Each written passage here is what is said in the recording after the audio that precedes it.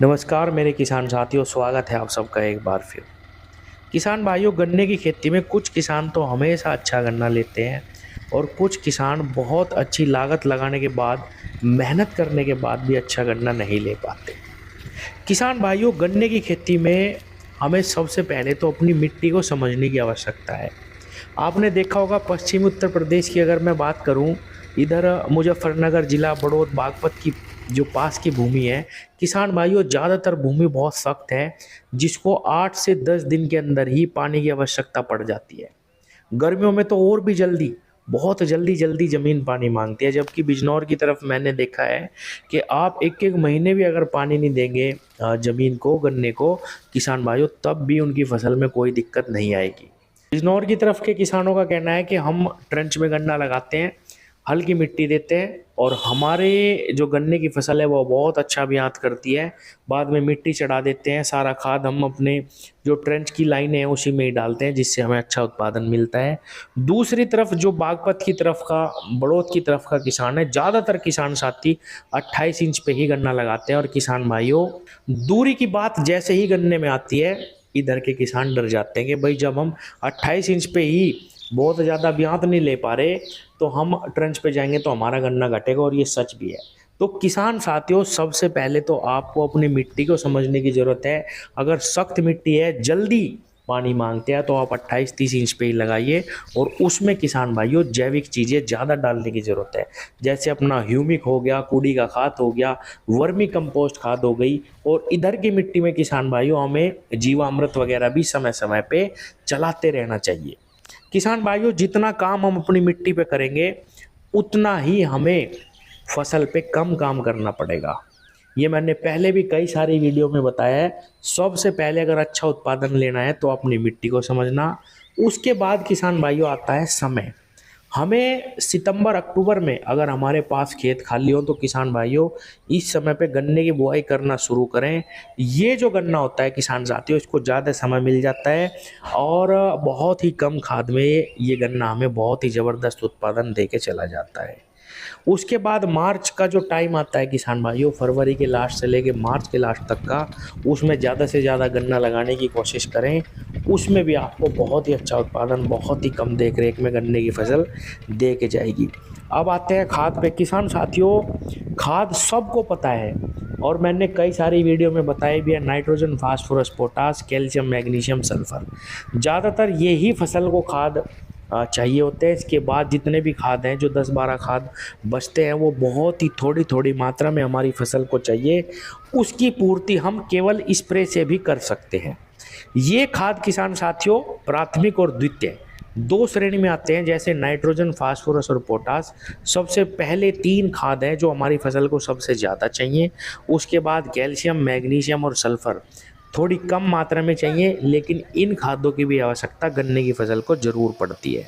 किसान भाइयों, जब हम बुआई करें तो चाहे हम सिंगल सुपर फास्फेट खाद ले लें, जिसके अंदर कैल्शियम, सल्फर भी है और फास्फोरस की मात्रा भी है। बहुत ही अच्छी खाद है। 5 बीघे में 3 बैग सिंगल सुपर फास्फेट खाद डाल के अगर हम बुआई करते हैं, तो हमें 2 पानी तक कुछ और डालने की ज़रूरत नहीं है।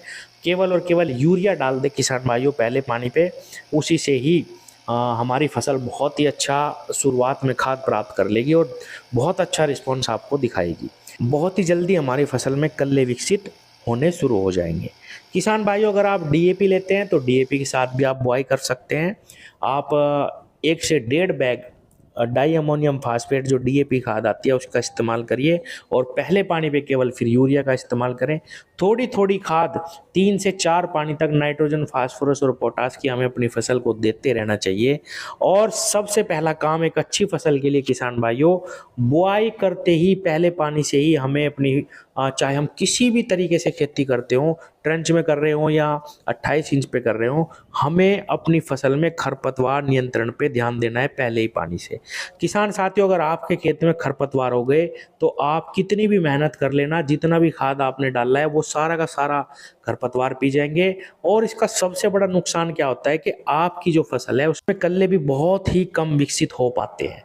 किसान भाइयों, इसीलिए हमें सारे काम बंद करके, चाहे कुछ भी काम हम कर रहे हो किसान भाइयों, हमें सबसे पहला काम खरपतवार नियंत्रण का अपनी फसल में करना चाहिए।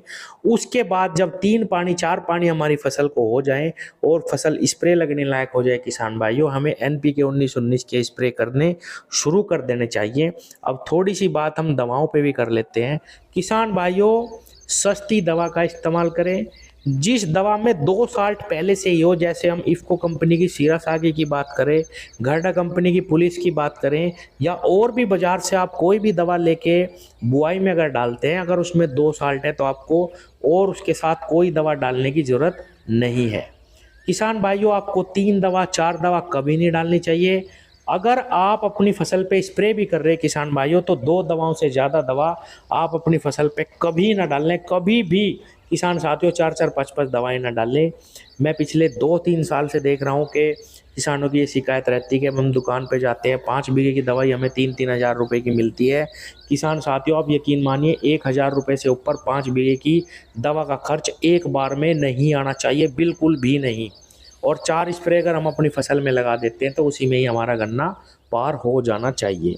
तो किसान साथियों, दवाओं में भी थोड़ी सी सावधानी यही रखनी है, ज़्यादा दवा का इस्तेमाल ना करें। 40 दिन 45 दिन का एक चक्र रखें अपनी फसल के लिए कि भाई हमें 40-45 दिन में दूसरी स्प्रे लगानी है।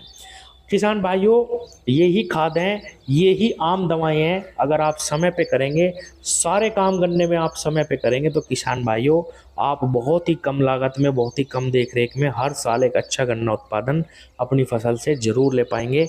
फिर लास्ट में कहूँगा, सबसे ज़्यादा काम हमें अपनी मिट्टी पे करने की आवश्यकता है। किसान भाइयों, अगर आपकी बहुत ज़्यादा सूखी मिट्टी है, उसमें नमी की व्यवस्था बहुत अच्छे से करें, उसमें कूड़ी का खाद ज़रूर डालें। और अगर आपके क्षेत्र में बहुत अच्छी नमी बनी रहती है लंबे समय तक, तो आप ट्रेंच पे आसानी से जा सकते हैं, उसमें ब्यात अच्छा आएगा। जहाँ पे ज़्यादा सूखती है ज़मीन, वहाँ पे 28 इंच 30 इंच पे ही ज़्यादा बुआई करें, वहाँ पे आपको 28-30 इंच पे बहुत अच्छा लाभ मिलेगा। एक बात और कहूँ किसान भाइयों, अपनी सुविधा के अनुसार आप 42 इंच 44 इंच पे 48 इंच पे बो सकते हैं, या अगर आप छोटा ट्रैक्टर लेके खेती करना चाहते हैं बढ़ा भी सकते हैं दूरी, लेकिन आपको अपने खेती की दशा समझना है। मान लीजिए आप 28 इंच पे अच्छा ब्यात नहीं ले पा रहे, अच्छी फसल नहीं ले पा रहे, और आप तुरंत 60 इंच पे बुआई करना शुरू कर दें दूसरे को देख के, किसान भाइयों आप धोखा खा जाओगे, नुकसान में पहुंच जाओगे। और सबसे पहले अगर आपको दूरी बढ़ानी, अपनी खेती को समझें और बहुत ही कम जगह में 1 बीघे 2 बीघे में ही करके देखें। चाहे आप किसी भी विधि से बोना चाहते हो किसान भाइयों, विधि कोई भी खराब नहीं है, सही से अगर प्रबंधन करा जाए तो हम सारी विधियों में बहुत अच्छा उत्पादन गन्ने की फसल से ले सकते हैं। यही कुछ सावधानी, यही कुछ तरीके हैं जिससे हम गन्ने की फसल लगातार अच्छी ले पाएंगे। मिलते हैं अगली वीडियो में, धन्यवाद।